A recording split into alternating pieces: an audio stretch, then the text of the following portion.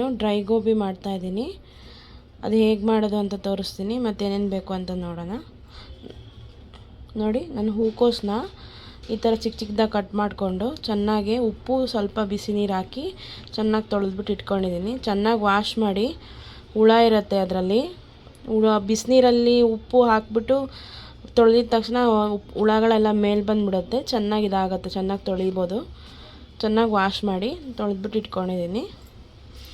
ಮಸಾಲ ನೋಡಿ, ಅರ್ಧ table spoon garam masala ತೊಗೊಂಡಿದ್ದೀನಿ. ಒಂದೂವರೆ ಟೇಬಲ್ ಸ್ಪೂನಷ್ಟು ಖಾರದ ಪುಡಿ ತೊಗೊಂಡಿದ್ದೀನಿ. ನಿಮ್ಗೆ ಖಾರ ಕಮ್ಮಿ ಬೇಕಂದರೆ ಕಮ್ಮಿ ಹಾಕ್ಕೊಳ್ಳಿ. ಉಪ್ಪು ತೊಗೊಂಡಿದ್ದೀನಿ ರುಚಿಗೆ ತಕ್ಕಷ್ಟು. ನಾನು ಫುಡ್ ಕಲರ್ ತೊಗೊಂಡಿದ್ದೀನಿ ರೆಡ್ಡು. ಇದು ಆಪ್ಷನಲ್ಲು, ಬೇಕಿದ್ರೆ ಹಾಕ್ಕೊಳ್ಳಿ, ಇಲ್ಲಾಂದರೆ ಬೇಡ. ಇದು ಮೈದಾ ತೊಗೊಂಡಿದ್ದೀನಿ. ಮೈದಾ ಬಂದ್ಬಿಟ್ಟು ಒಂದು 100 ಗ್ರಾಮಷ್ಟು ಮೈದಾ ತೊಗೊಂಡಿದ್ದೀನಿ. ಇದು ಕಾರ್ನ್ಫ್ಲೋರು, ಇದು ಒಂದು 50 ಗ್ರಾಮಷ್ಟು ಕಾರ್ನ್ಫ್ಲೋರ್ ತೊಗೊಂಡಿದ್ದೀನಿ. ಇವಾಗ ಹೇಗೆ ಮಾಡೋದು ಅಂತ ತೋರಿಸ್ತೀನಿ ನೋಡಿ. ಗೋಬಿ ಕಟ್ ಮಾಡ್ಕೊಂಡು ವಾಶ್ ಮಾಡ್ಕೊಂಡು ಇಟ್ಕೊಂಡಿದ್ವಲ್ಲ, ಅದಕ್ಕೆ ಈ ಮಸಾಲೆ ಎಲ್ಲ ಹಾಕಿ ಚೆನ್ನಾಗಿ ಕಲಸೋಣ. ಸ್ವಲ್ಪ ನೀರು ಹಾಕಿ ನೋಡಿ. ನಾನು ಮೈದಾ ಹಾಕ್ತಾಯಿದ್ದೀನಿ,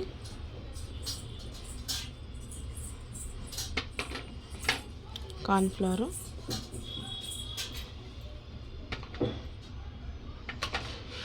ಖಾರದ ಪುಡಿ ಮತ್ತು ಗರಂ ಮಸಾಲ,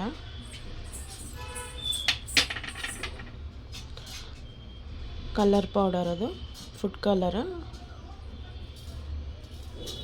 ಉಪ್ಪನ್ನು ಸ್ವಲ್ಪ ನೋಡಿ ಹಾಕ್ಕೊಳ್ಳಿ, ಬೇಕಿರೋ ಆಮೇಲೆ ಹಾಕ್ಕೊಳ್ಳೋಣ. ಸ್ವಲ್ಪ ನೀರು ಹಾಕ್ಬಿಟ್ಟು ಚೆನ್ನಾಗಿ ಮಿಕ್ಸ್ ಮಾಡ್ಕೊಳ್ಳೋಣ. ನೋಡಿ, ನಾನು ಚೆನ್ನಾಗಿ ಕಲಿಸ್ಕೊಂಡಿದ್ದೀನಿ. ಸ್ವಲ್ಪ ನೀರು ನೋಡ್ಕೊಂಡು ಹಾಕ್ಕೊಳ್ಳಿ. ನೋಡಿ, ಈ ಥರ ಇದ್ದರೆ ಸಾಕು. ಇವಾಗ ಇದನ್ನು ಫ್ರಿಜ್ಜಲ್ಲಿ ಇಡೋಣ. ಒಂದು 10 to 15 ಮಿನಿಟ್ಸ್ ಫ್ರಿಜ್ಜಲ್ಲಿ ಇಡ್ತೀನಿ. ನೋಡಿ, ನಾನು 10 ರಿಂದ 15 ನಿಮಿಷ ಫ್ರಿಜ್ಜಲ್ಲಿ ಇಟ್ಟಿದ್ದೀನಿ. ಇವಾಗ ತೆಗಿತಾ ಇದ್ದೀನಿ. ನೋಡಿ, ನಾನೊಂದು ಪಾನಲ್ಲಿ ಎಣ್ಣೆ ಕಾಯಕ್ಕಿಟ್ಟಿದ್ದೀನಿ. ಚೆನ್ನಾಗಿ ಕಾಯಲಿ ಎಣ್ಣೆ.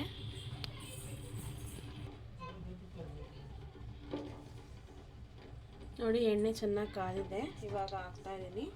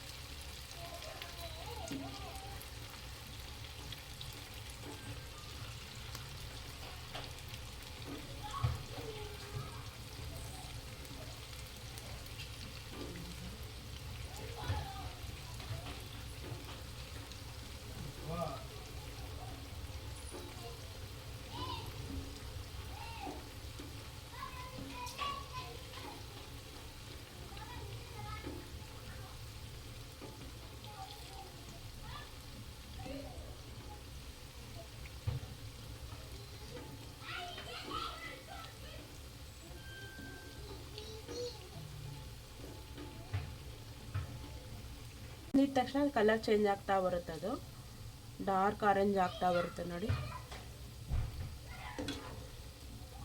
ಸ್ವಲ್ಪ ಮಿಕ್ಸ್ ಮಾಡೋಣ, ಉಲ್ಟಾ ಮಾಡಿ ಹಾಕಿ ಅದನ್ನ.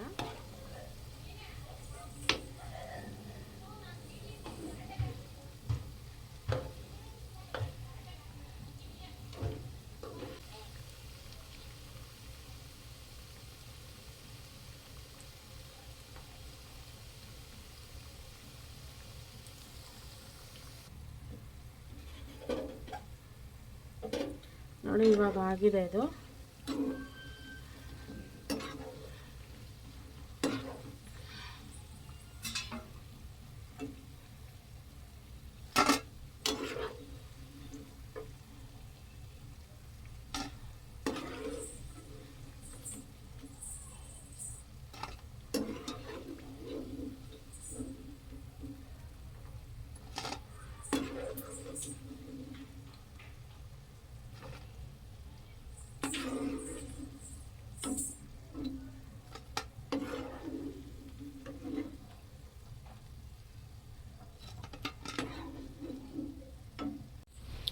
ನೋಡಿ ಈಗ ಡ್ರೈ ಗೋಬಿ ರೆಡಿಯಾಗಿದೆ.